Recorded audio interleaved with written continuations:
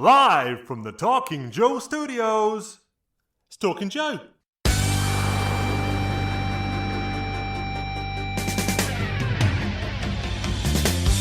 G.I.Joe, the very best, America's Elite. Eliter than all the rest, trained to have no flaws. Defending liberty across the land, valor oversized. Bring out that big brass band, real heroes verified. Gotta read them all, you must agree. Elitist in history, G.I.Joe, or there could be no end. In a world we must defend, G.I.Joe, gotta read them all. A courageous crew, their colors red, white and blue. Mess with them and they'll shoot you. G.I. Joe, gotta read them all. Gotta read them all. Yeah. Hey, it's me, Mark, and welcome to Talking Joe, the G.I. Joe comics podcast. If you're new to the show, you can find out all of the details about us over at the website, which is talkingjoe.co.uk.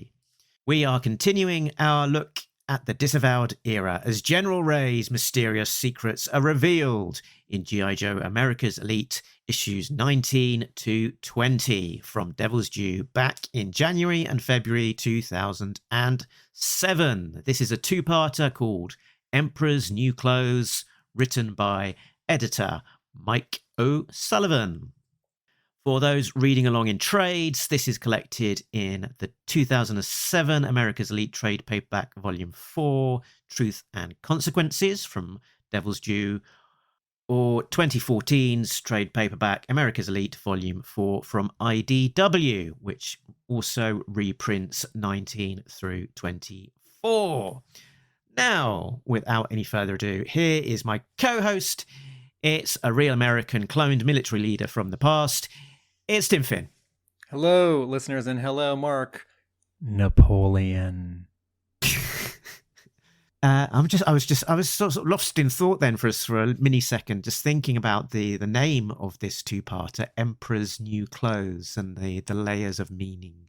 So for those of us who don't know that original story, tell us about this.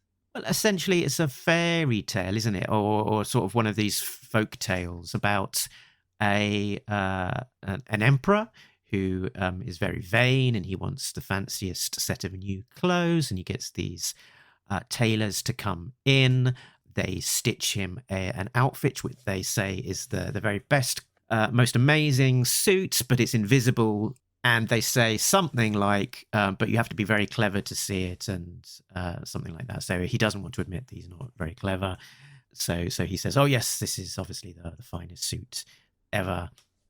And he goes on a parade, and everyone goes along with the charade. They don't want to be the one to put up their hand and say the emperor has got no clothes on, except for one little boy who has got the bravery and the sort of insight of a child and willing to speak their mind, and says the emperor's not got no clothes on, and then everything falls apart for the tailors, and the veil is revealed.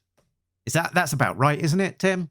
I was just thinking of Disney's animated feature film Empire of the Sun, which was never finished, and it was turned into and reworked as The Emperor's New Groove, which was a uncharacteristic Disney animated film. So I'm trying to think of a joke, a G.I. Joe joke I can make where I cross something about this.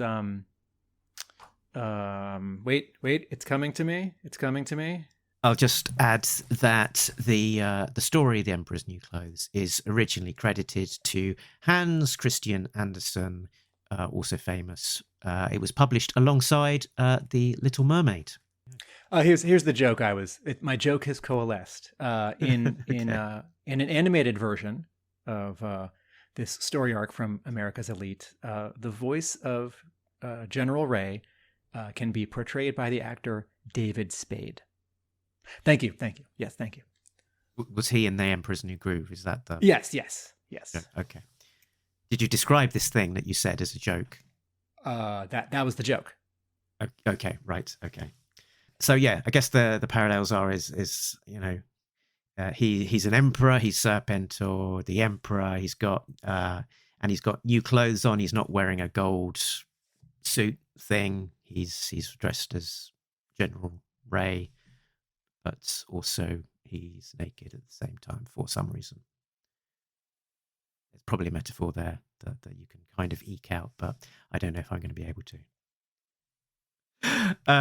Shall we talk about the creative team? Yeah. So this comes to you from writer/editor Mike O'Sullivan. Pencils, Tim Seeley with Javier Sicilia. Inkers, Robert Q. Atkins and Nick Nix. Colorist, Chris Summers. Letters, Brian J. Crowley. Military advisor, Phil Kost. And we have a special thanks on 19 to Brian J. Crowley and Tim Straub for art assists, and on 20 for Dan Councillor Billings and Brian Beanie Torney. Yes, that special thanks in 20 isn't more specific, so we're not sure if that's story or consulting or color or art. Could be anything. Could be anything. Do you have any guesses in 19? Where Brian J. Crowley and or Tim Straub might be assisting with the art? Does anything jump out at you as looking a little different? Yeah, as I was flicking it through, there were a couple of places where I thought to myself, it looks a little bit different. So like when they're in the High Sierras, it doesn't quite look like the same Tim Seeley, Robert Atkins art is in the previous pages, and like eyebrows are somewhat intense in terms of their magnitude. Yeah, you know what? Having not seen Javier, I'm gonna pronounce his last name differently. This is just a guess.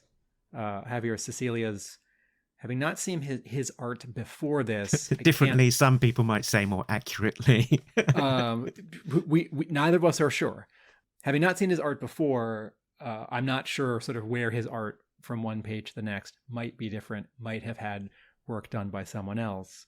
But I think you're right. Something about some of these Tim Seeley faces seem a little different from Tim Seeley, but they look nice. So if that is the art assist, I think it was a good one. And since this 2-part story falls after a marquee writer finished up his 19-issue run, and before a new writer takes over with a big deal 4-part story, and since this 2-parter, 19 and 20, that we're talking about today, are split in half, some pages drawn and colored by one team, and the other pages drawn and then colored by the same person, drawn by a different team. I do think we can put a pin in that, actually, that most of the pages are either drawn by Tim Seeley with Robert Q. Atkins, or Javier Sicilia and Nick Nix. Yes. What I mean is this is often the kind of arrangement that an editor has when a book is falling behind schedule or needs to get ahead of schedule. You know, you can't wait for Seeley or Sicilia to draw the whole issue. So you have them both drawing the issue at the same time. So you can get it done hopefully in half the time. So, you know, maybe these 2 issues were drawn and approved in the time it would take, you know, 1 issue to get drawn and approved, so that they could, you know, make sure that the next story has a little extra time for that team to sort of get into its groove, up into its new clothes.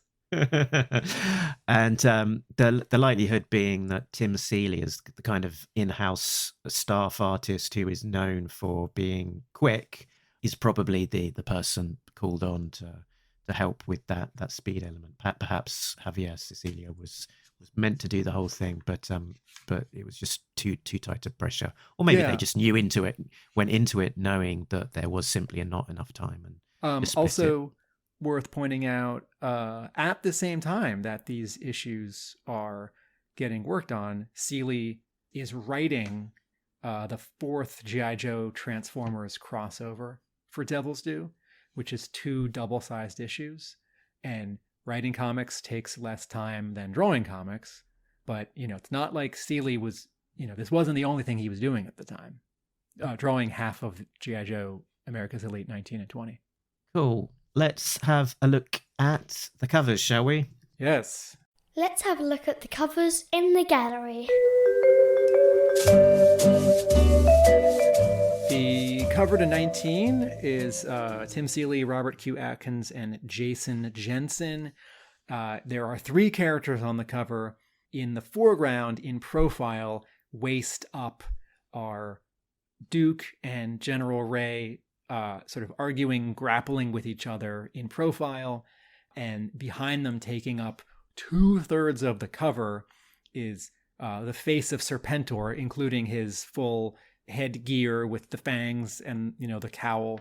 The 2 characters in the foreground are drawn and inked and colored in a normal way.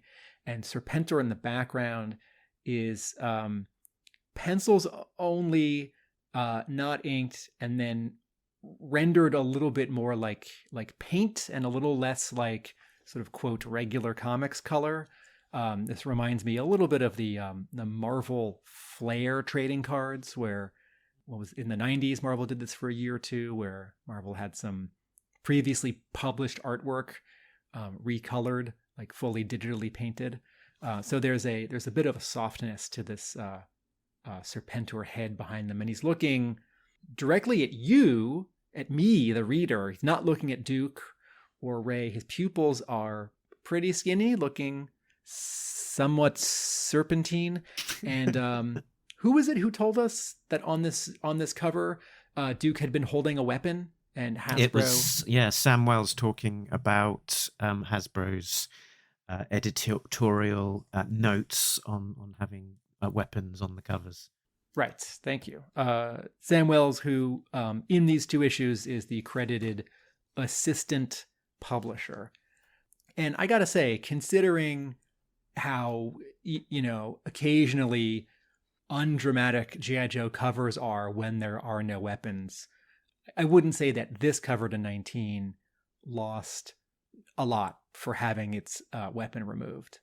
It's still, a lot of the tension between these characters is still there. And then the cover to 20 is Serpentor in the foreground, but it's actually General Ray. So it's General Ray from chin up, but he's wearing all of Serpentor's costuming. And we're seeing him from behind, and he's cropped on the left side, and we're seeing him sort of mid-thigh up, and he's turning to look not at us, but a little bit sort of past the camera on the right. He's taken the cowl off. He's holding it in his right hand with his arm somewhat outstretched. And then in the background behind him are 5 basic Cobra soldiers in blue, and they are looking at him. Looks like 3 of them are Caucasian and 2 of them are African American. I always appreciate a little variety in the population of Cobra soldiers or Cobra officers. And the background colors here are sort of a pink brown that grades up to almost black on the top. And from off camera on the left, Serpentor General Ray is underlit with a red. Interestingly, this cover, which is Tim Seeley and Robert Q. Atkins, was colored by Stefan Peru, who died at the age of 26 and had been coloring for DC and Marvel and a European publisher, Soleil. He died in 2008. So a year and a half after this comic was published. I don't know that his name pops up a lot in G.I. Joe. So that's this cover at issue 20. Very good, Tim. So last time we spoke, the Joes had fought off an invasion of their rock base, with General Ray left in tatters after realizing that he had been on the wrong side. So let's have a plot breakdown and find out the gist of what happens in this issue. Plot breakdown. At the Rock, General Colton leads a memorial service to the 37 lost staff members as the Joes are sent on leave for some rest. General Philip Ray asks Duke to help him discover information about his past. They follow a lead which takes them to Xandar, who is with Zartan and the Dreadnoks in the Florida Everglades. After a fight, Xandar explains that he brokered a deal between Mindbender and the Jugglers. He made a big delivery, but the person to talk to is actually Ray's psychologist, a Dr. Stevens. Duke and Ray confront Dr. Stevens. Stevens explains Ray's backstory. When Mindbender created the first Serpentor, another clone was also artificially aged. Xandar brokered the sale of the altered synthetic to General Gibbs of the Jugglers. Eventually, the Jugglers gave him the name Philip Ray and assigned him to lead the G.I.Joe team. Crystal Ball, using the Dr. Stevens identity, became Ray's psychologist. He used post-hypnotic triggers to activate Ray and use him to attack the Joes at the Rock. Back in the present, Crystal Ball asks Ray to kill Duke so he can truly become Serpentor. Ray looks at Duke but breaks his hypnotic trigger and knocks out Crystal Ball. Duke decides to give Ray another chance. Ray responds, "I won't let you down." So Tim, where would you like to start? I would like to start with... Okay, so in a general sense, let's talk about this as a two-parter, which is both an epilogue for the 19 issues just prior, written by Joe Casey, as well as an epilogue for the Brandon Jerwa run, because there are so many references in these two issues, 19 and 20, to what happened with Xandar, with Dr. Mindbender, with Serpentor, with Cobra Commander, with the Red Shadows, and even to some extent with Colton sending the Joes on 4 days R&R in these two issues. We sort of even get sort of a check back in with moments from the early Blaylock issues at the beginning of the previous series, where we see the Joes living their civilian lives, or living their sort of non-active duty lives with family. So I wanted to say that writer Mike O'Sullivan here helped tie up a couple ideas. I don't want to say loose ends, but ideas for me. He gave me closure on a couple items which I had wanted from the Jerwa run, and which I had wanted in the, or maybe a better explanation for, in the Joe Casey run. So as a now longtime reader of this series, I really appreciated the work being done in these two issues. At the same time, and I have an example in a minute, at the same time, I don't know that these two issues are going to pull in any new readers. And if you're a big Joe Casey fan, you might be really feeling the loss, even though he goes out on his own terms after, with his final issue.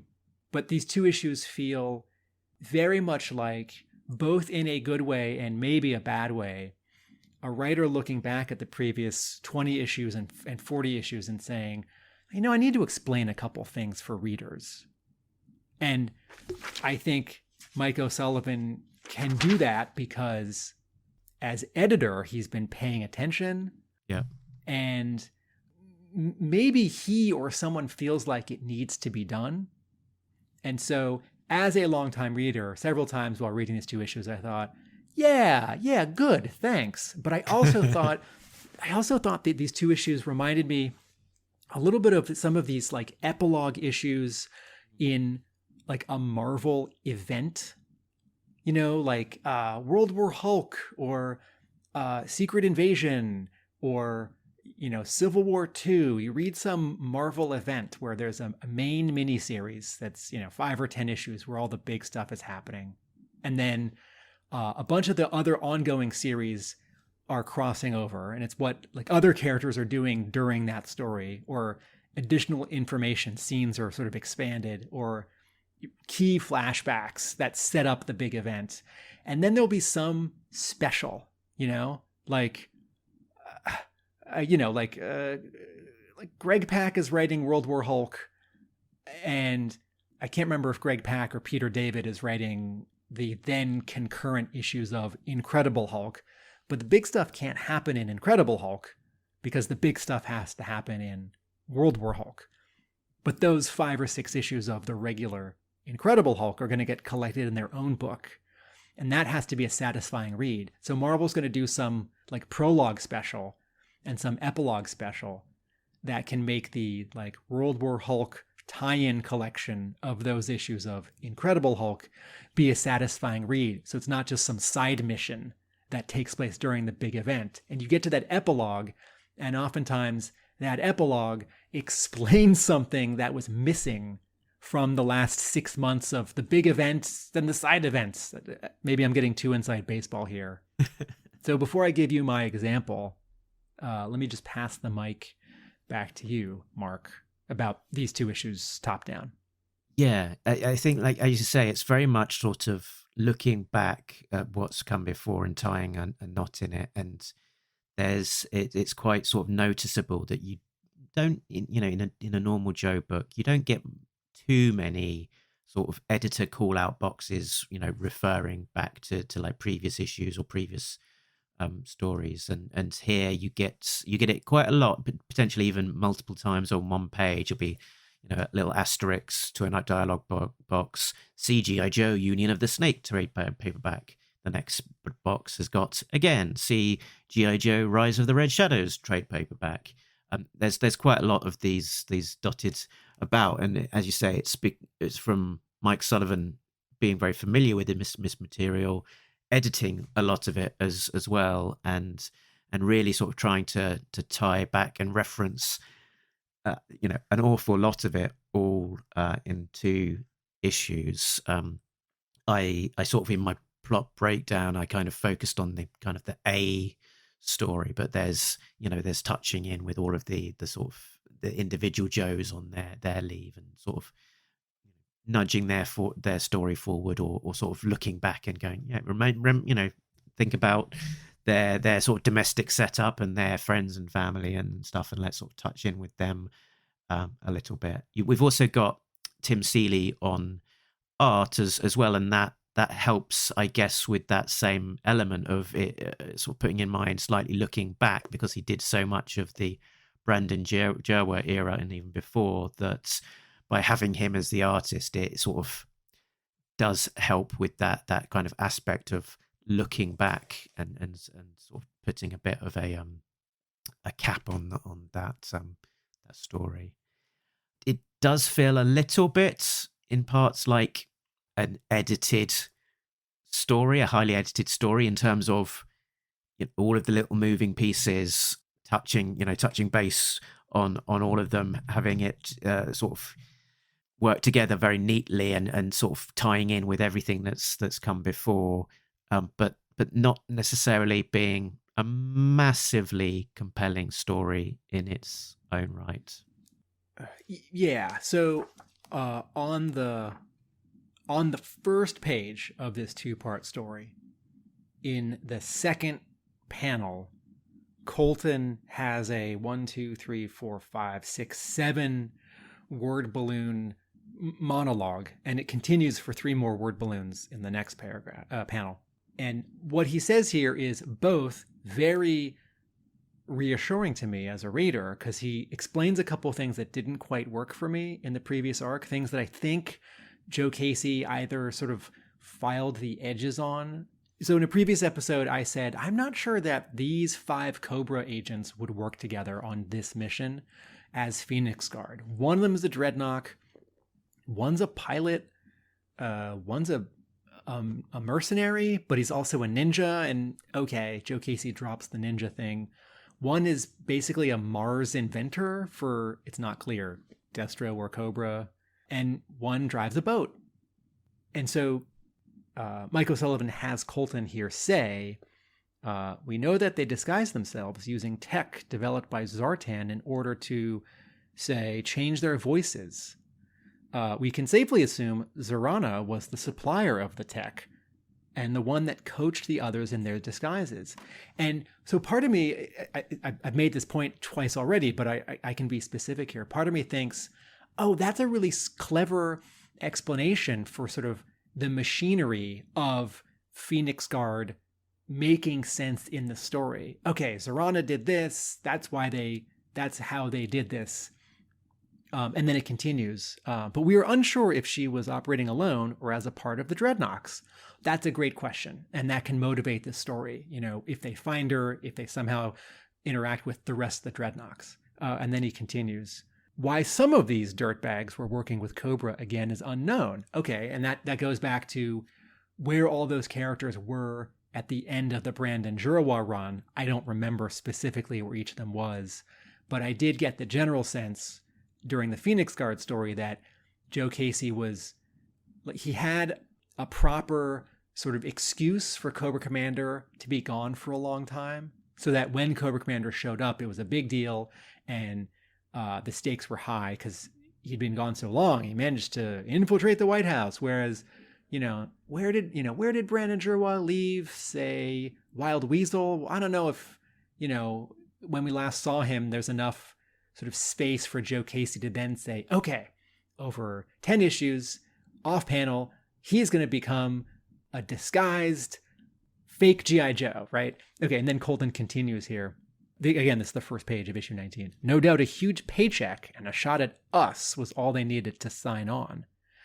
Okay, so in the span of 5 word balloons, Mike O'Sullivan has just, he hasn't fixed a plot hole. Hole is too strong, but he has explained something that I don't think Joe Casey explained enough.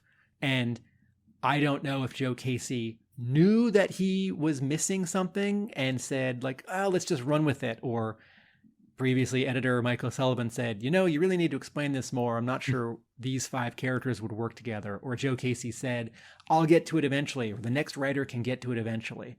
So on the one hand, I think, oh, thank you, Mike O'Sullivan, for making a thing make sense that didn't quite make sense. And on the other hand, I think it's a little conspicuous when there's this catch-up dialogue, this sort of Band-Aid dialogue. And that's why I'm referring to, like a Brian Michael Bendis Avengers epilogue issue, some special after some big Marvel event 3 years ago, 5 years ago, 15 years ago, where it's like, okay, the Wasp is back from the dead, because she wasn't really dead. She just shrunk and she was like stuck in the grass in Central Park during Secret Invasion or something. And we found her, and this is why we didn't know that she was actually there this whole time. Like, oh, so we have to tell her about all the like crossovers that she missed while she was dead, but she wasn't really dead. So we're going to do a couple splash pages in this Avengers epilogue issue where we can get past artists to come back and each do a couple pages, which is like this greatest hits album of like, oh man, Jan, you missed World War Hulk. Like, what was that? Like, oh, it was crazy. Sorry, I might be getting too deep into my Marvel comparisons here, but you're losing it a bit, Tim.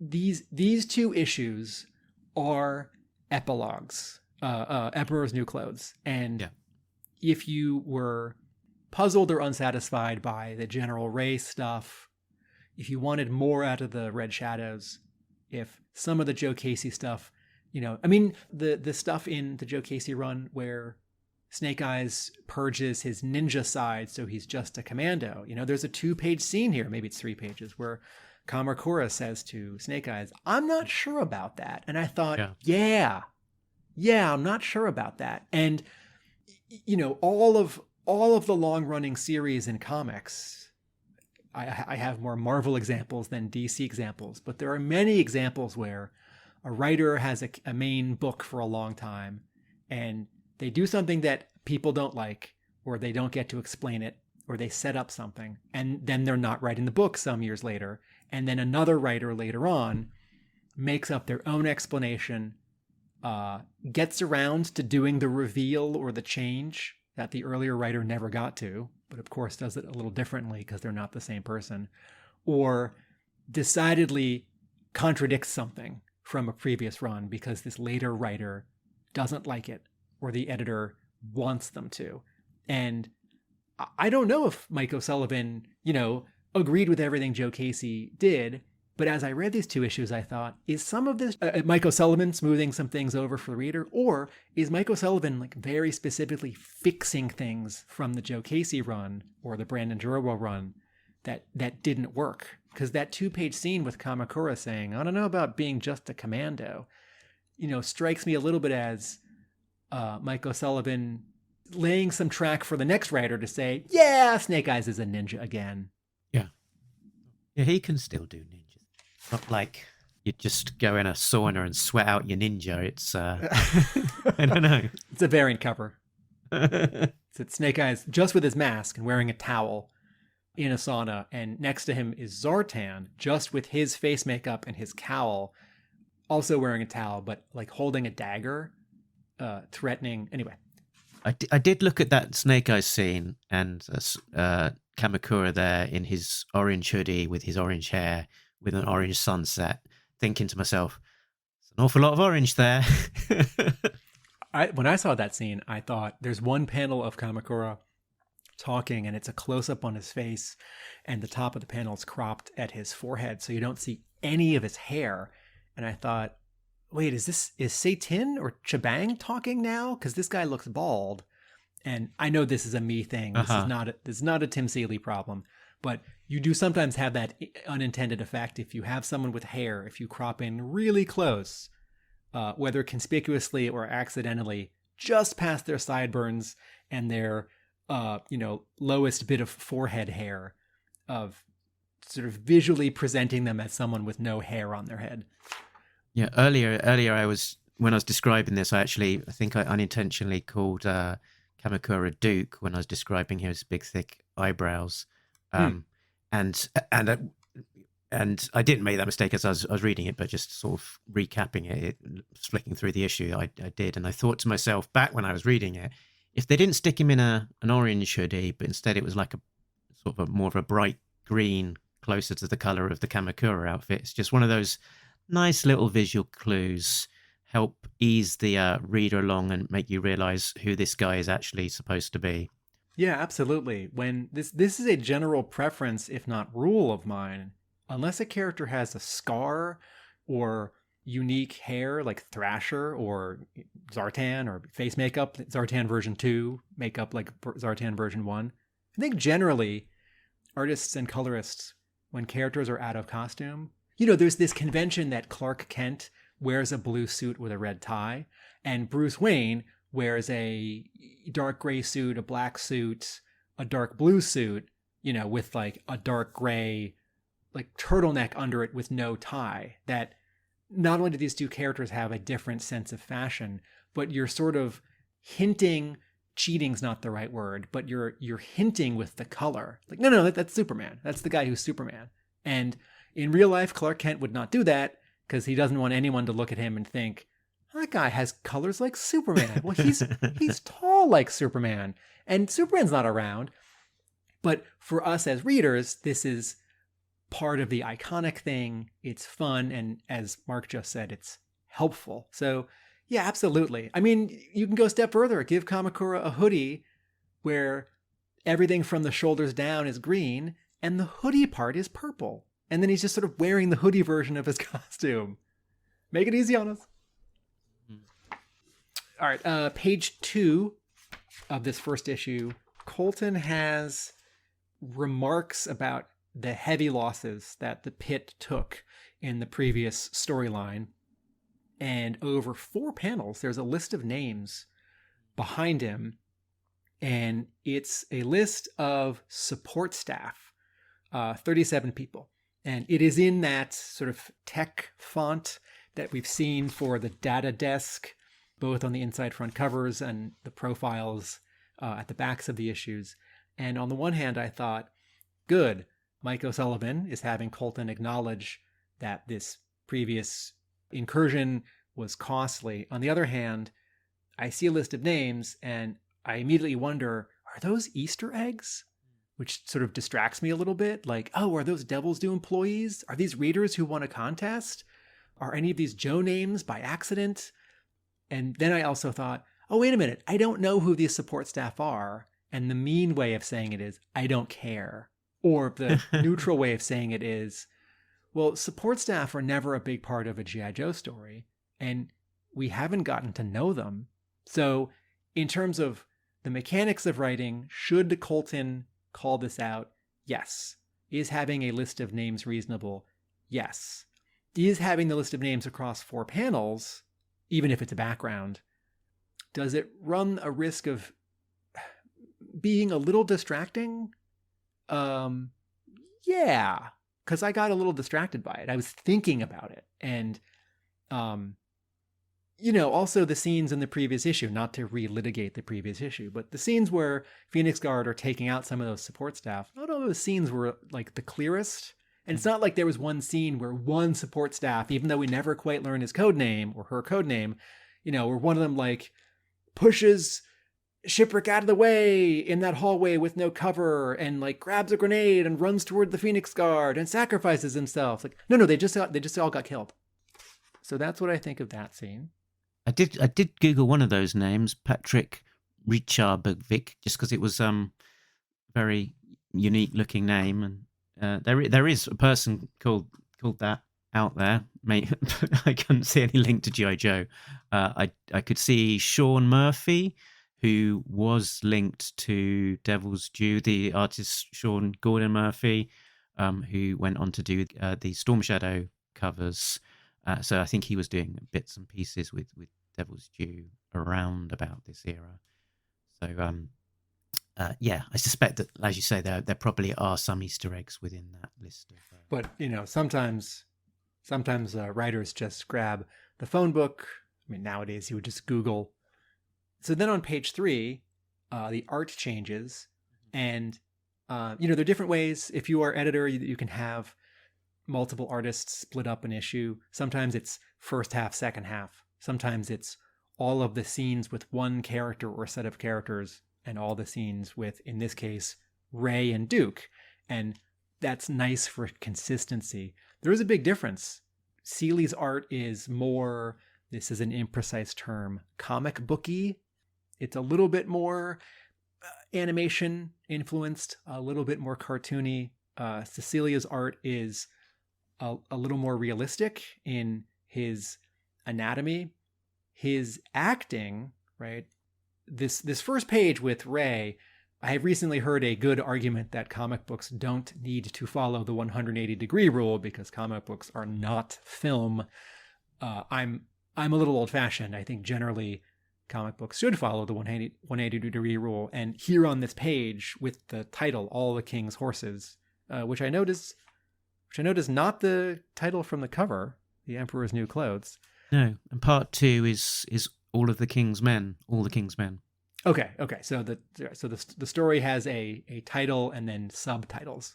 All right. So this first page by this other artist with Ray, there's a half-page splash of Ray looking down and talking, and then there's someone else who's talking at him on the left in the next panel, and then Ray is responding on the third panel, and then I realize, oh no, that's Ray in all 3 panels.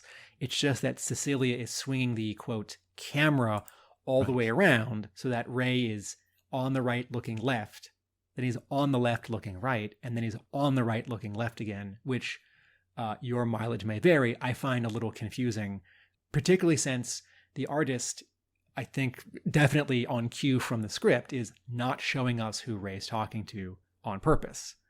And also the second panel, it's less clear that it's Ray, the others. Yes, because of how it's cropped. You don't see the signature Ray hairstyle with the widow's peak and then the sideburns because of how the shadow is and how the crop is, and you don't see the shoulder pads or the stitching on his sweater. So there are like 5 different visual cues that could help reinforce that no, this actually is Ray. It's just the camera's now on the other side of him, so he appears to be looking in the opposite direction, breaking the 180-degree rule, which really means that the camera has crossed the 180-degree line. Go Google it. Anyway, so I turn the page, and there are 2 pages of Ray talking to himself or talking to someone that we don't see. And I think Cecilia's art, there's something about his faces, His eyes, all of the eyes he draws across these two issues are a little too small. And I think his sort of full body anatomy in action choreography needs a little work. But right here, these 2 pages of Ray just thinking and talking and being concerned, there's a lot of nice work here. Do you want to know what I think looking at these pages? I do. And so I did a search for Javier Sicilia, and the only credited comic book art that I can find for him are these issues. So I think these were very, assuming that he's not just changed his name, I think these probably were his first published issues and potentially his last.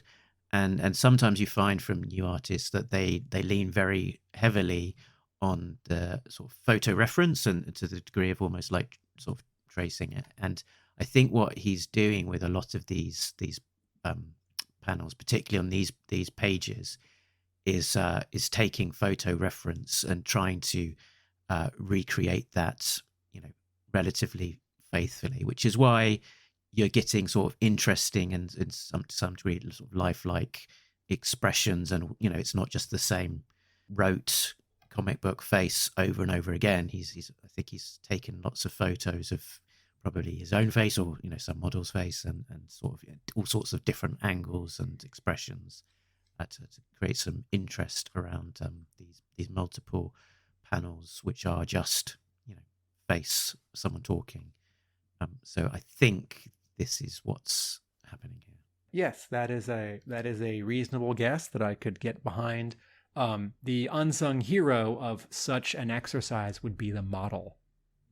Whether that's the artist themselves, they hand their camera to someone and say, take some pictures of me, or the artist grabs someone and says, hey, can you sit like this and look like this and look like this and put your hand behind your head? I'm going to take some photos. You have to coax a performance out of your friend, the model. And I don't mean like a model you pay, this, like your friend you just take photos of for 10 minutes. All right. So then we get our first scene where one of the Joes is on R&R, and it turns out to be Colton himself along with Sparks. And on the one hand, on the second page of them in his home, and I always forget that Colton is with and lives with G.I. Jane, because she's barely showed up in all these issues with Colton, which is not a criticism. But Colton sits down and immediately starts sort of laying guilt on himself to Sparks, and I thought, is this warranted? I mean, Colton's a general, right? And Sparks is a lieutenant or a specialist. And I guess they're sort of kind of family, because Jane says, you're practically family. Come inside, take a load off. And Colton immediately sits down and says, oh man, I botched that job. Oh man, so many people are dead. Oh man, The Rock is in terrible shape. Oh man, the president. Oh man, oh man. And I like that Sparks says, no, sir, here's a way to think about it. On the other hand, I can't imagine a lot of G.I. Joe writers having someone in charge like Hawk or Colton say to someone, I mean, the chain of command works both ways. You don't lay this on a lower ranking character. So I do think Colton just needs to let it out. And maybe he and Sparks have a really great relationship because they're always stuck back at base. And Colton turns to Sparks and says, yes, radio stalker, and have him do the thing. But this also struck me as a little odd. Yeah. Okay. And then we get this scene where Duke is slamming Ray against a brick wall in St. Louis. And this is where Cecilia's art, I think, starts to reveal itself as less comfortable in the action kinetic mold of comics. Some good facial expressions, but also just sort of some weird poses and compositions. But on the second page of this scene, which is actually page 9 of this story, Ray screams at Duke all of this top secret information about being duped and the president and people who were killed and Cobra. And They are on a crowded sidewalk next to a cafe, and the previous page shows a dozen civilians just walking around near them. And as I read this, I thought, no, don't yell that out loud in public. That's all top secret. This is really weird. And also in the 3 pages earlier, Colton is like, we're not going to talk about this because this went to the highest level to the White House is embarrassing. Like, we can't let this out. Except, yeah, if you're shouting it in the middle of the street. Yes. Mind you, Ray, I don't think he's quite of sound mind at this stage. So who knows? Okay, if that's the case, then Mike O'Sullivan needs to sort of run with it and have Duke clamp his hand over Ray's mouth and throw him into an alley and say, keep quiet, you nut. Yeah. And the fact that Duke doesn't do that to me suggests that the illogic of Ray's action here has sort of passed by O'Sullivan as writer, because Ray doesn't realize it's the wrong thing to do and Duke doesn't try and stop it. Yeah. And who knows what was in the original script? It might be the sort of the more crowded, crowd. It might be that the more crowded streets with the background characters and stuff was added as some artistic flair. Hard to know. Oh yeah. The script may not technically call for that. In which case, I sure wish the editor. Oh wait, that's also the writer. It's the same person. Had called for a change, but maybe these 2 issues were done in a hurry, or maybe Hasbro. Okay, so then on the next page, Ray says, I don't know a lot about my past. Duke, you're a spy. Can you figure out my past or help me figure out my past? And then Duke says, yes, so I can keep an eye on you. And I thought, I don't know. This is very comic booky. It's very like TV showy. It's very movie. Like, I think Duke would just be so angry and so distrustful that he would say no. And I like the logic of it because it motivates a story. I like the mechanics of Duke saying yes, right? But it's not to help you. It's to keep an eye on you, to make sure you don't step out of line. Because when you do, I want to be the one to take you down. I thought, cool. But I also thought, no, man, Ray's so messed up. I feel like you can't come back from that. And then there's no story. Then the next issue and a half don't happen.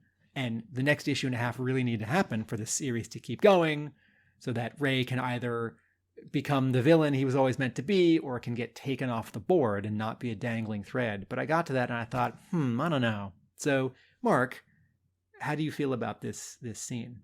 I'm willing to go with it. I'm willing to go with this one. Okay. I'll let it play out.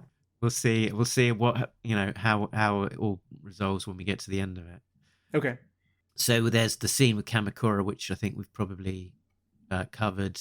They're then back at the Rock, Duke and Ray. Lady J, before she died, was doing some investigation, and they've got a box that's been taped up with her hard work. It says something on the tape. It was frustrating that I couldn't figure out what the red tape on that box actually says. Is that one of these Javier Sicilia original inked pages on Comic Art Fans posted by the inker Nick Nix that you can look at up close without the word balloons in the way? I'm scrolling down right now. No, I don't think so. There are only 9 pages on Nick Nix's Comic Art Fans. Okay, and it's none of these. Is it just like the word secret? Because we can see an E. I can see ENTIA, the middle panel. I'm lost. I can't figure it out. Confidential. Oh, confidential. That's it. Yes, yeah, that would work. Okay, very good. Good job, Tim. So what this scene did for me, and you've referred a little bit to this scene at the Rock with Ray and Duke opening up this box has, just on these 2 pages, I know the scene is 3 pages long, it has 3 footnotes that all refer to previous story arcs.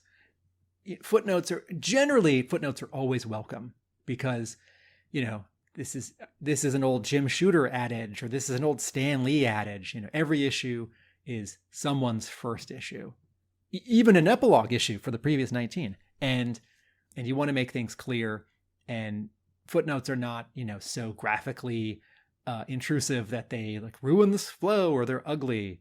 I'm generally very happy to see footnotes, but here they represent a lot of exposition, where I feel like Duke and Ray are kind of talking to me, the reader, not each other, about stuff that I should remember, or stuff right between the scenes of things that I should remember. Remember that time we first saw General Ray? He was in the middle of this big fight, confrontation between Ray and Major Bloods with Armada. Yeah. You remember that? That was the first time we saw him, and that happened in G.I.Joe Union, the Snake Trade paperback. But we didn't know anything about him before then. Okay, so here's what I'm getting to. All other things being equal, I'm okay with footnotes. I love footnotes. Part of why I love footnotes is that, if I'm remembering correctly, my first issue of G.I. Joe, issue 90, has 5 or 6 footnotes in it, which was a little unusual for G.I. Joe, and issue 90 is a little bit of a transition issue. But what was so cool about it is that it refers to all these bonkers things that had happened previously, just a few issues earlier and many issues earlier. And it gave a little bit of a roadmap to my brother and I, what issues we wanted to track down first, because there weren't graphic novels available with 10 or 20 issues at a time.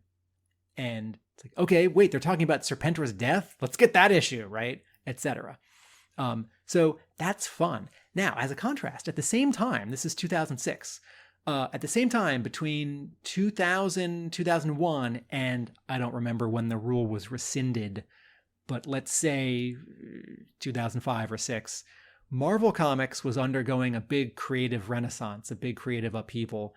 Let's say renaissance, because the new person in charge, Bill Jemas, and the new editor-in-chief, Joe Quesada, came in to change a bunch of stuff and shake things up. And Jemas had a couple rules for Marvel in the early 2000s, one of which was no flashbacks, because Marvel was doing so much, he thought Marvel was doing so much navel gazing for the previous 30 years, where like every 5 pages in X-Men, someone's like, oh man, remember when? It's like, remember when, so-and-so kidnapped Iceman? And there'd be like 2 panels showing you it. Or like, remember when Jean became that crazy angry space god and she killed that planet? It's like, yes, everyone knows that famous story from the early 80s. You don't have to show it. So Jemas had a rule, no flashbacks and no footnotes. And I remember a couple times during that span, someone would refer to something that had happened, and I would sort of look an inch over or down to see the footnote, and it wasn't there. And it does make the reading experience a little smoother, a little faster. But again, here in this G.I. Joe scene, it feels conspicuous that Mike O'Sullivan is like definitely just arranging all of the sort of like previous stories on the mantle, over your fireplace.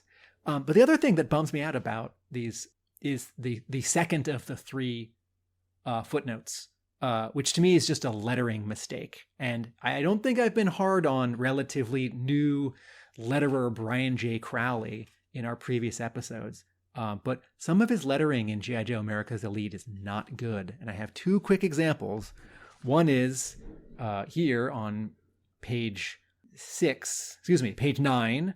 There are 2 cases here where a word balloon or a caption box with a footnote is touching the right edge of the page, where the actual like blade trimmed the paper. And letterers are supposed to not go too close to the edge of a page. Like there's like an imaginary box, and they're not supposed to get too close to the page in case a page gets trimmed a little bit more than it should, which happens much less in the last 20 years than it did in the previous 70, because printing and publishing is a lot better. But also because you're not entirely sure when a page is actually, that you think is on the right side, is going to get printed as a left side page because of how the ads are arranged. Or just because a page is on the right side doesn't mean it's going to show up on the left side in the graphic novel collection, because you remove the ads.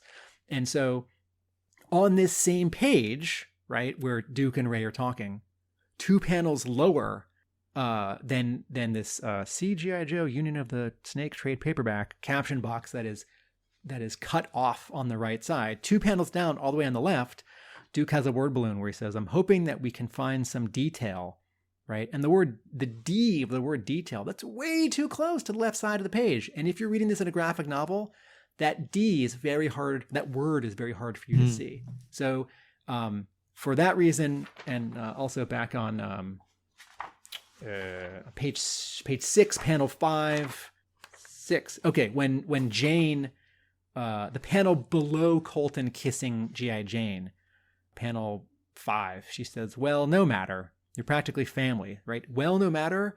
It's way too high. I need some space." So they pointed out a few issues ago in the letters page or in the Devil's Due news page, there were some new hires at Devil's Due, and one of them is Brian J. Crowley. All right. And I'm seeing some amateur letterer mistakes in not just these issues, but some previous ones that I haven't called out. And, just because you can sit at a computer and in Photoshop make ellipses and like type words, letterers are designers. They're graphic designers. So letterers should have some design background. And maybe Crowley is just he had an hour to letter the whole book, and this was the best he could do. Maybe it's not his fault. But don't love lettering in these issues. Yeah, that box, the G.I.Joe Union of the Snake trade paperback, on your copy, have you lost any of the letters with the trim? No, but the word the G.I. Joe Union of the E is at the edge of the page. Yeah, I've got my bound collection, and they sort of do a little bit of extra trim when they bind it, just to make sure that all of the pages are aligned and you don't have pages sort of sticking out at the edges. And with that trim, I did notice that on the odd occasion you're missing an extra millimeter or whatever, which is losing some of the lettering. So on my copy, I've only got the T of the. Oh, wow. Back on page 9, that's the page where I was pointing out that Ray is screaming all this top secret information at Duke. On the last panel of that page, Ray's word balloon, and the holes that are in the memories of my life, 2 of those words are touching the edge of the page. So there's another example that those need to get pulled in. And the artist is a part of the equation. If the artist isn't leaving enough negative space, enough neutral space for the letterer, it's very hard for the letterer. And every letterer in comics has stories of artists who are packing their panels too tight or having the cameras in too close around, faces or heads. And there are all these rules about lettering, about not covering certain things, not cutting certain things in half, not crossing certain things. And you have to lead the artist's eye around. So it's a dance between the artist and the writer who may be writing too much dialogue. Yep. Okay. So there's Duke is looking at a piece of corrugated iron, and oh no, it's a file, and they figure out that there's a James Nurse. And when they look in the data desk, Xandar, his file crops up, which very nicely is actually included as the full file at the back of the book, which is a nice bit of synchronicity. And so they head on out to the Everglades to try and track him down. But before we get there, we check in with Scarlet, and again, as another callback, they point out that Scarlet's father is in a wheelchair, which is something that is a plot point from. Actually, they don't have a call out box to it. For some reason, I imagine they did. There's no footnote there. No, because I couldn't remember when it happened. So it's her father's in a wheelchair, which is something that is referred to in the Scarlet Declassified story, which is also written by Mike O'Sullivan. Okay, so the issue ends with Duke and Ray fighting some dreadnoks in the Florida Everglades, and Zanya, Zartan, and Xandar show up above everyone, and Duke and Ray say, "We just want to talk. We don't want to fight." And I thought this was great. I thought the writing here was great, where Zartan is reminded that previously Xandar trespassed against him. And so Zartan says, "It seems the misdeeds of my siblings are causing you as much trouble as they have me, Joes. Serana stole my tech for Cobra Commander. That ticks me off." I'm paraphrasing. "And now you're reminding me that Xandar was part of this plot at the end of the previous series." And Zartan shoves Xandar off of this sort of high swing where they're looking down on the Joes and the other Dreadnoks. And Zartan says, "Serana made her own bet, Xandar. She will face the repercussions without my help. James' nerves was something you enacted on your own. You'll deal with the fallout without me as well." And then you turn to the last page of the issue, and we're looking up past Duke and Ray at the ready, fists at the ready. Xandar's got 2 knives drawn at the ready. There's a fire behind them because Torch was involved in the fight earlier. And Zartan says, "Short of killing him, my brother is yours, Joes. A warning, though, I doubt I'll offer you much without a fight." I thought, what a great bit of character work on Zartan that manages to organically remind me of something that had happened previously with both Serana and with Xandar. It's very much in character with Zartan. It is a great example of the sort of Joe and Cobra, or Joe and, partially affiliated bad guy, like the Dreadnoks in this case, sometimes either working together or having sort of a truce because there's a bigger fish to fry, or it's like, "No, I actually don't want this fight, but you can try to ask my evil brother some questions." And lastly, it's just a great ending to an issue. And writing endings to stories, writing endings to issues, those are always hard. Just writing endings, that's hard. And a lot of comics have okay endings or pretty good endings. And this, as both a setup for the next issue, part 2, and also for ending on some tension, like a promise of, fight, continuing the sort of emotional battle that's happening here, where we feel sympathetic to Zartan, who's been betrayed by his brother and his sister, who doesn't want to help the Joes, but recognizes that they're, honorable or worthy. I thought these last 2 pages, in terms of writing, great. Cool. So the next issue picks right up where we left off, with the promise of a fight, and panel 1 is a punch to the face with some blurry colours suggesting motion, which, if I remember correctly, is something that you're not particularly keen on, Tim.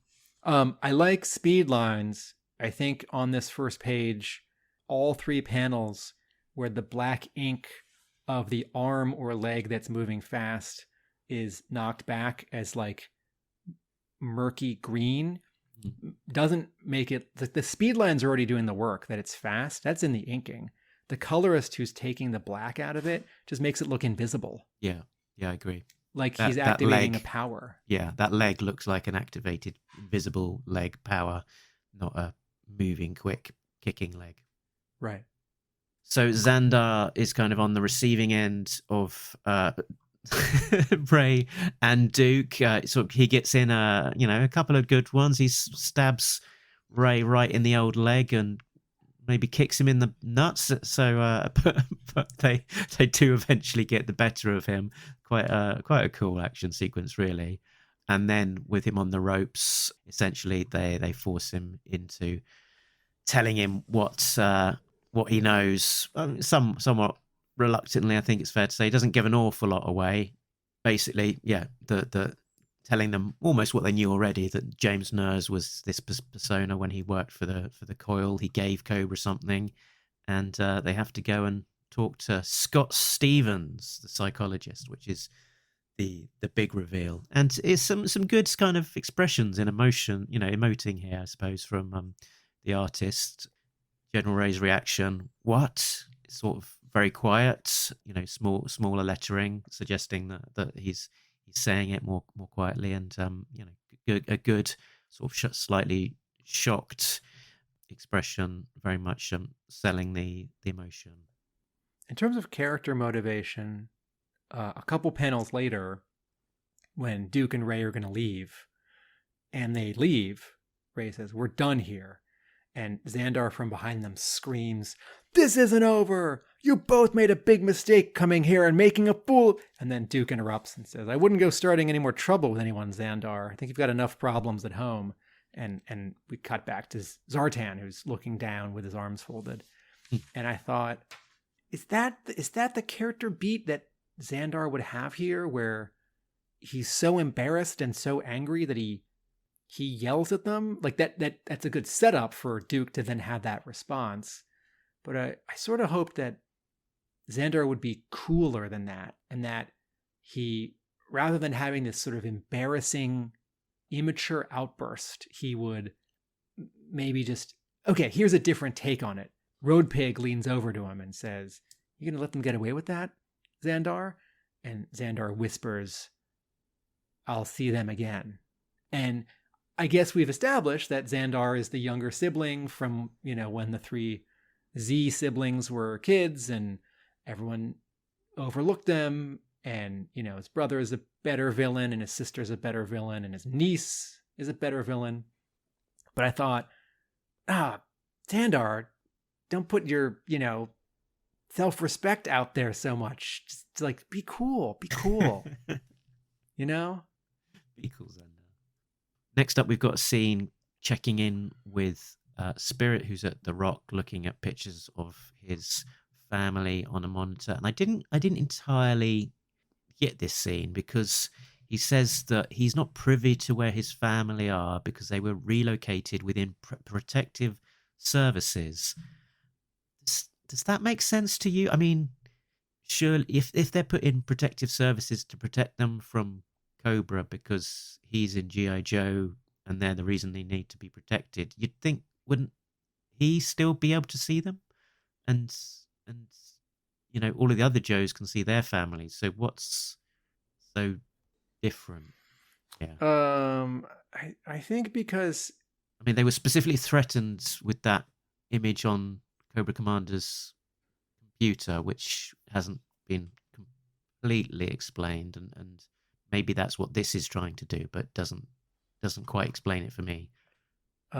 It did seem like a bigger sort of leap, but I haven't had my family threatened, and I've never used protective services or witness what's it called? Witness protection. So I think Mike O'Sullivan may be taking sort of a bigger leap here because he's only got 22 pages to play with. But yes, it did jump out at me as a lot, and maybe sort of artificially inflating Spirit's loss here. That he's been injured by a Cobra Commander and tortured, and his family's gone, not dead, just gone. But then for him to forgive Hawk, or to say, no, it's not your fault, there's only one person I blame for this, then the stakes are higher, so that turn of his can be that much more magnanimous. And it's a good point as well, that I guess if you'd read that Hunt for Cobra Commander and everything that happened to Spirit, I guess he'd have every reason to be angry with Hawk for what he's gone through. So I guess that's just clarifying that idea that there's no animosity there, that is directed in the right direction towards Cobra, the baddies. So more dark panels with General Ray's facial close-ups. I guess it's very much echoing the setup in the previous issue, where there was lots of dark backgrounds, intense close-ups on Ray's face as they are confronting this psychiatrist who we don't actually see in this sequence until quite close towards the end. He's able to whisper or say this wake word, Draculia. Is there a meaning to that, do you think, Draculia? Draculia isn't one of the Serpentor DNA. Vlad the Impaler. Oh, Vlad yes, the it's Impaler. a Roman name for Vlad the Impaler. That's a good deep cut there. Because what was the previous one? He said Napoleon, right? In the previous issue, someone said that over the phone. Right. Well remembered, Tim. Yeah, when they're on the phone. Yes, absolutely. So there must be various subliminal words that have been sort of programmed, and this one is sort of to wake him up and sort of make him compliant and make him turn on Duke, which he does for at least for a little while, and it's only when we see who's behind it, and we might guess that it's Crystal Ball given his moustache and his hairstyle. Yes, I thought, I bet that's Crystal Ball. And then later, Ray says, "Who are you?" And Crystal Ball says, "I'm Crystal Ball." And just before Ray offs Duke, Crystal Ball very kindly gives us a nice bit of exposition explaining everything, really, all about how it came about, that he / Serpentor is an amalgam of the greatest warriors of recorded history, including Vlad the Impaler, as you suggest, and really just laying out the entire detail of the history of Serpentor, the history of the clones, recapping where we've seen Serpentor and Ray through the last however many issues it is, or 40 odd issues.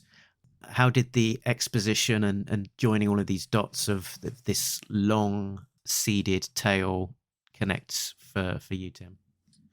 It goes both ways. I'm always excited to see a dense 9-panel grid in a comics page where either a bunch is happening or, one person's talking, as we saw earlier in this story arc, 9-panel grid of Ray just talking. And, if every issue is someone's first issue, or if someone is a lapsed reader and has been keeping up with Devil's Due or the Joe Casey Devil's Due, but hadn't reread the Marvel stuff in 10 years, this is fun and helpful. But it does feel conspicuous. And it's someone talking for 3 pages straight. And this is an action comic, and I compare this to what's a long flashback. This is not fair. What's a long flashback from the Larry Hama G.I. Joe? Oh, issue 26. There's some multiple page flashback scenes in that. It's not fair because that's the big reveal of the most favorite character, and it's Vietnam, which is really heavy, and it's the loss of family, at the airport, and injury, it's origin stuff. But those are really compelling scenes. And I think what's most interesting here is that Mike O'Sullivan has Crystal Ball and Javier Sicilia, for that matter, as penciler, very explicitly weaving together Marvel and Devil's Due story. And of course, the Devil's Due G.I. Joe comics have been a continuation of the Marvel run. But we know, and we've heard from Blaylock, that it was also kind of a new continuity because it pulled in elements from the cartoon and had a different sensibility than the Marvel run. And so to see it all happen together on one page was striking. Also, I'm shifting gears here slightly, to see Javier Sicilia, seemingly a very new comics artist with these 2 issues, on this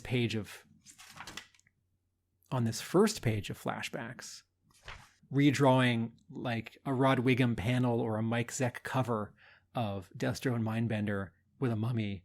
I think this is a Ron Wagner panel of Serpentor atop a hiss, a Ron Wagner panel of Serpentor actually getting hit by the arrow from G.I. Joe 75. The comparison is a little less flattering, where you have a very new artist drawing scenes that directly correspond to, even though they were young artists, they had more comics drawing experience by the time they were doing G.I. Joe. I also think the composition of the big half splash with Crystal Ball standing and the 13 heads behind him, the heads and shoulders, the DNA matrix of Serpentor, the Conquerors, and also Storm Shadow. I think the weakness of that composition, how the heads feel a little haphazardly arranged, is pretty telling. That Javier Sicilia is doing some things well in these 2 issues of G.I. Joe, and other things are really not his strength. Back to you.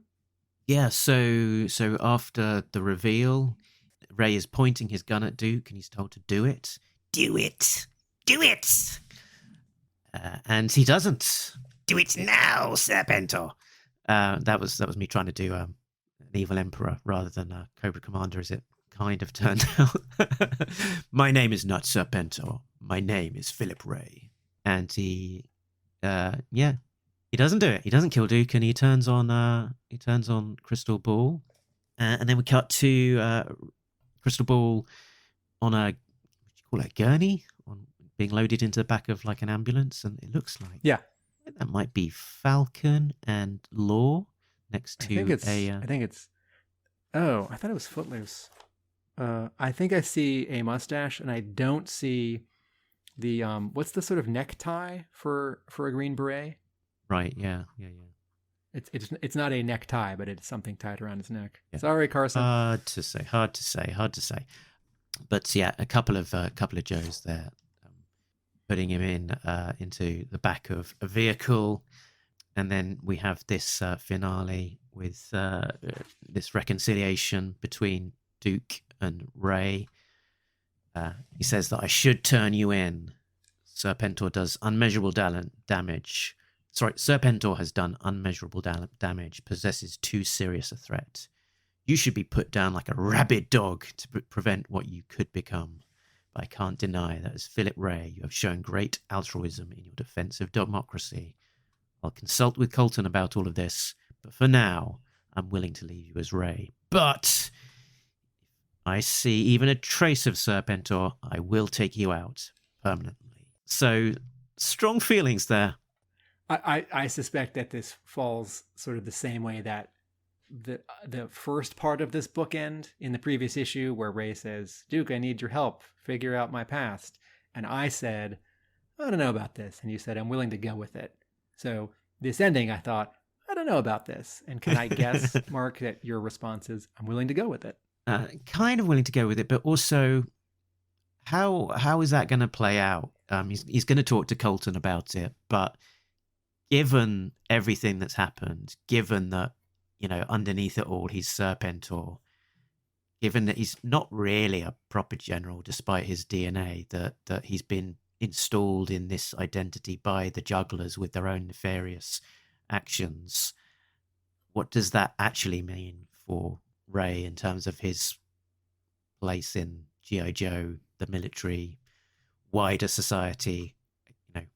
What do you do with a problem like General Ray? I don't know. What could they do with him? That doesn't underestimate the threat, doesn't put him in a particular place of power, doesn't and isn't doesn't seem unduly harsh or authoritarian in terms of the punishment. So, okay. I don't know if there's going to be an outcome that would feel completely satisfying with all of these different elements of that threat, but also the heroism that Ray has also shown, and the willingness to be good. I think that this is Mike O'Sullivan assuming that, Blaylock or Mike O'Sullivan as editor hasn't decided for the next writer who's taking over that something specific does have to happen with Ray. It's possible that Mike O'Sullivan is saying, okay, I've capped Ray's story. He gets a satisfying ending. He's a dupe or he's a villain, but he's redeemed himself. Someone can bring him out of storage if they want to, but for now he's sort of out of the picture because he needs to be out of the picture. And the next writer could have him at the Rock giving consultations for 2 panels every other issue. It's like, well, Ray, what do you think? What would Cobra be doing now? You've got Serpentor rattling around in your head. Or maybe there needs to be a little bit more like of an epilogue note in another issue or 2 where someone like Shipwreck or Roadblock can walk by Ray in the hallway and turn away and, I don't trust you. You betrayed us. So this either could continue a little bit. This could continue a lot where there's not a power struggle, but sort of a very a real acknowledgement that Ray is in the picture and has something to offer, but is conflicted and creates conflicting feelings. Or it's like, no, the next writer just may not use him for 5 or 10 or 1,000 issues, and this is the last we see of Ray, and that's sort of enough. I think this is intended to do whatever of those 3 needs to happen. For my part, I do think that the beats of this story were all good. That, Ray is about to kill Duke, but he doesn't, and he's a hero after all, and that he gets redeemed. That feels a very Larry Hama thing.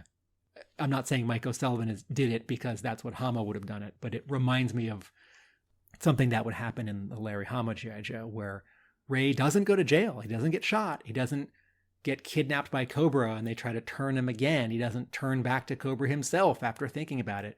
No, he just stays with the Joes. So I like that it's happening. I do think that this dialogue on the final page where Duke says, well, you are responsible for a lot of death. And you are a clone, and you are Serpentor, and you were brainwashed, and you're not a real person. But you are a general, and you can hang out with us. But I'm going to talk to Hawk about it, or Colton, I forget. Colton. I think that's just sort of too compacted, and that's something that happens sometimes on the final page of a comic, something that I want to breathe more over 3 pages or 2 issues gets crunched because maybe it has to. And also it's not the most action-packed thing. They're just talking outside of a warehouse, they're talking at a parking garage overlooking anyway. So okay, because I thought, no, don't let him back into base. Don't let him be part of the command structure, even as just a consultant. That's too much. And then I thought, okay, I would be fine with this if some of Duke's dialogue was like, we'll have Lifeline check you out. Like, we're going to have Lifeline and Psych out, and G.I. Jane, because she's a nurse, right? I know she fires lasers from Manhattan, but in the 60s, she was a nurse. We're going to have Lifeline and Stretcher and Psych out, like, look over you, or we're going to put you under their care. And if you earn your place, I just need one more sentence for this to work for me, as opposed to, yes, let me check with Colton, I might shoot you. But then I realized, as sort of rushed and unrealistic as it is, Larry Hama does this kind of thing, how Throwdown joins the Joes. It's like, oh, my son can be a Joe now, even though the generations may not line up. Or Don Marino becomes a Joe and she was a Cobra. And I know that those 2 characters are particularly loaded because they're in the legacy of Snake Eyes and, the brainwave scanner. Without sort of wanting to crowd your thought there, but you've got things like Sightline, who has that art where he loses his leg and is given a prosthetic leg, and it's like, now I've got this amazing prosthetic leg, I can still be a Joe and will never be seen again. that storyline's not necessarily followed up, and That's almost like how, as you say, it's how it's left here, that there's room to maybe do something with it, but also there's room to maybe just never feature Ray again. And I genuinely can't remember if he does appear after this issue or not. But what this is doing is that Ray element was such a mystery and sort of unresolved element of the Joe and era and flowing into the Joe Casey era, that it needed to have some sort of story really to do it justice and sort of just resolve all of those dangling threads and explain how it all fitted together. And it has done that nicely in terms of we've had that Ray arc resolved. We know who he is, where he's come from, what some of those mysteries about the Juggler's connections to Serpentor, etc. It's all sort of coalesced, and that means that potentially we can then move on with issue 21 with almost a fresh start without having to worry about the baggage of all of this stuff hanging over it, because the key mysteries of the previous 30 odd issues are kind of resolved. Yeah. Okay, I'm gonna do two art criticisms on this final page. In the third panel, Duke is silent, and the way that the shadow is on his hair and his head and his chest, you don't see any of his blonde hair. And I think this does sort of work because he's standing in a parking garage and there's a light behind him and he's sort of stepping forward, and I think he is sort of stepping into the light, and then you see him, I should turn you in. You see him without shadow. So I think logically the light does work. But I always have a little sort of visual confusion when, like an artist who's not... I looked at this panel and I said, who's that? That's basically what happened. I looked at this panel and I said, who's that? Oh, right, it's Duke. And it's not that I need Duke to always have blonde hair and that Duke can't be in shadow, but just as a sort of a graphical representation of Duke, and a little confusion here. And then I want to go back a few pages to page 13, where Ray and Duke are fighting after the big reveal and Crystal Ball's exposition. So there's this panel, it says elsewhere, and Duke and Ray are in an office, and they're both full body. The poses are nice. Duke is, ducking backwards to not get slashed by this knife, and both have pistols, and that's great. And Sicilia has chosen to draw this panel in 3-point perspective, which is pretty extreme.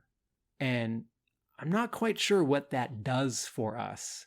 Like, 3-point perspective is generally reserved for when you're looking up at things or when you're looking down at things that are otherwise in 2-point perspective. Think, buildings. The sort of the scale of this is too wrong. And if you don't know what I'm talking about, look at this panel and just notice how exaggerated the background is, how like pinched it is. And it does add a little oomph to this moment of this Joe attacking another Joe. But it's sort of overdrawn in this perspective, and we don't ever see it again. So that's weird. I wanted to ask you, Mark, what you thought about this sort of, it's not even a subplot, sort of punchline, the poker scene, and then this punchline that Shipwreck and Covergirl are dating. Yeah, I think the fact that I glossed over it as we were talking about the sort of the plot just now kind of is a little bit telling in terms of it sort of breaks up this very sort of dramatic sequence with Ray, Crystal Ball, Duke, with this, very visually different looking scene with the poker game, different artist, more cartoony, much more of a jokey, light-hearted moment, and then we're back to this very intense scene. So I don't know that they necessarily fit together very well and belong together particularly well, maybe the grouping is not completely satisfying. In terms of the relationship, fine. Other girl can go out with Shipwreck. That's all right. It's quite funny that they joke about him cutting his hair and getting rid of that long-haired Shipwreck look that had been introduced by Stefano Caselli for America's Elite, and he's got his top lip moustache back again before he had obviously lost that and had a slightly different look to him. So they're sort of I guess establishing more of the Shipwreck look. The relationship, I don't know, has come out a little bit of nowhere. They are in that Special Missions Brazil. Oh yeah, this was my note, because when I read this, so we haven't. That is April 2007. Okay, so as I read this comic, as I read America's Elite 20, halfway through on the right side, there's a page with ads for the next issue of America's Elite, Dreadnoks Declassified 3, Special Missions Brazil, and then a Special Missions collection. And it's got part of the cover to Special Missions Brazil, and it shows CoverGirl kicking someone and Shipwreck punching someone. And then I turn the page and they're dating. And I thought, and you wouldn't experience this if you're reading the graphic novel of America's Elite. And I turned the page back and I thought, oh, I wonder if this is referred to in Special Missions Brazil, because 2 pages ago, they're on the cover to that special, and it's written by Sam Wells. The main story in Special Missions Brazil is written by Sam Wells, but the backup story with Shipwreck and CoverGirl is written by Mike O'Sullivan. Okay, great. So you're saying that, yes, this Special Missions issue does refer to... Yeah, I think it must follow up on this sequence. It comes out it's cover dated April 2007, so it's a couple of months after this one has come out. Cool. I thought this scene was fun. Like I'm always into poker scenes in comics, because Marvel does them every 5 years with some Avengers and Spider-Man, and G.I. Joe's done them a couple times now, and the Devils do run. I thought that this scene was important because it seems to show that Shipwreck and Roadblock and some other Joes don't have families to go to, right? Or that when Colton says, get your head relaxed, do whatever you need to do, for these Joes, it's not going home, it's going to Vegas, it's blowing off steam. So that's fun. This like punchline where someone, we can't tell who, but I guess it's Roadblock and Rock and Roll and Clutch. Oh damn, no way, he gets the girl and the jackpot? That ain't right, man. Just ain't right. I feel like that's a little overstated. Like, no, CoverGirl can date who she wants if they want to date her.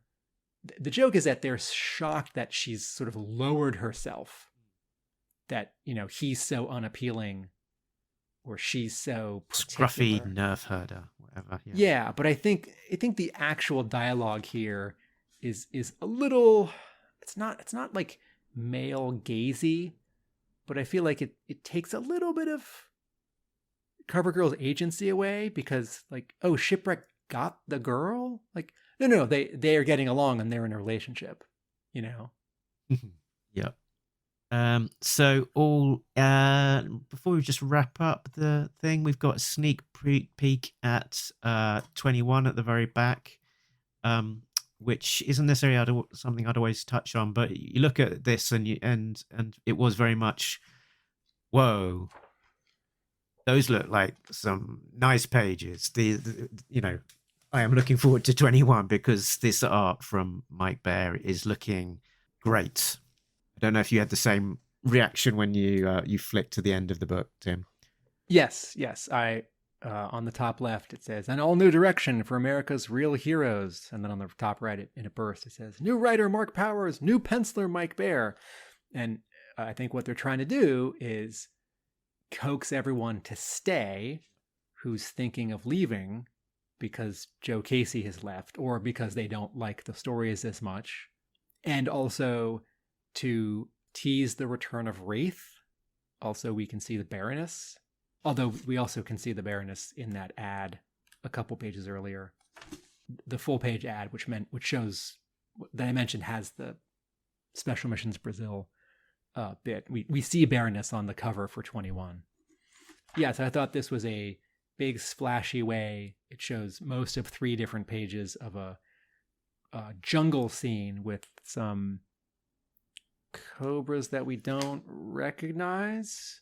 Are those Neo-Vipers or something? Well, we'll get into it. We'll get into it when we get into it, Tim. I think. Okay. Let's cover these issues and not get into the next issue too much. So, in a nutshell, then, Joe Colorist.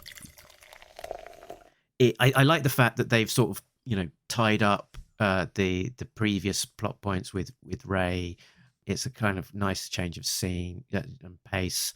I think the art is a mixed bag and not necessarily the most professional looking, and it does feel a little bit like a sort of a bit of a shopping list of these are the points we need to cover to make sure that all of the previous plot points are kind of touched on. We check in with all of the different Joes on the team, and we tie up that Ray plot in a nice bow so we can have a fresh start for 21 and the new team. So I like these issues, and I like that they exist, and that the Ray storyline is kind of resolved. But in of themselves, I don't know it's the most exciting issues and necessarily beautifully illustrated issues. So I think I'll just go down the middle with a 5. Not a regrettable read, but not necessarily one that I would leap back to immediately reread. My reaction is the same. There's some good story and character work here. There are some good bits of action. There's a lot of checking in, and as I said at the beginning, it's an epilogue, and I think it's one either we needed or I wanted, but it's still a little thankless because you can't do a lot of exciting stuff necessarily in an epilogue, and it does feel a little bit like a lot of exposition. Yeah, a 5. Right. So I think we are done with America's Elite 19 and 20. Next time on Talking Joe Disavowed, we will continue our look back at the America's Elite era of G.I. Joe by looking at Devil's Due America's Elite 21 through to 24, Sins of the Mother 4-parter with the new regular writing and art team.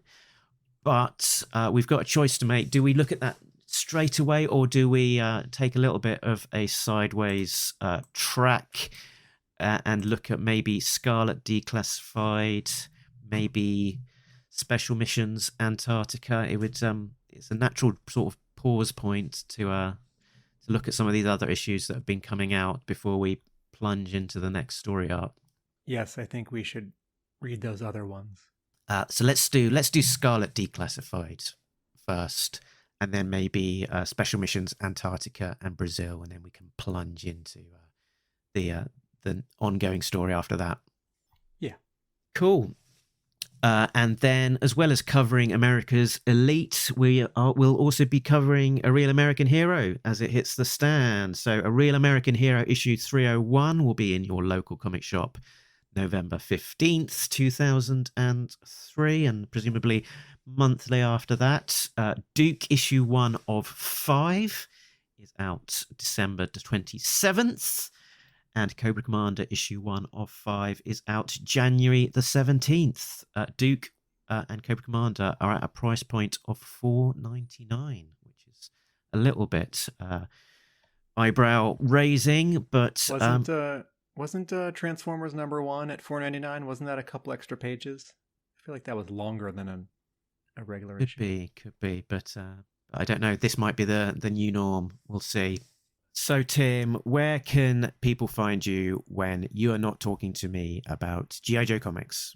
Video essays from my creative partners and I at our YouTube channel, Atomic Abe Productions, my brick and mortar comic book store in Somerville, Massachusetts, is Hub Comics.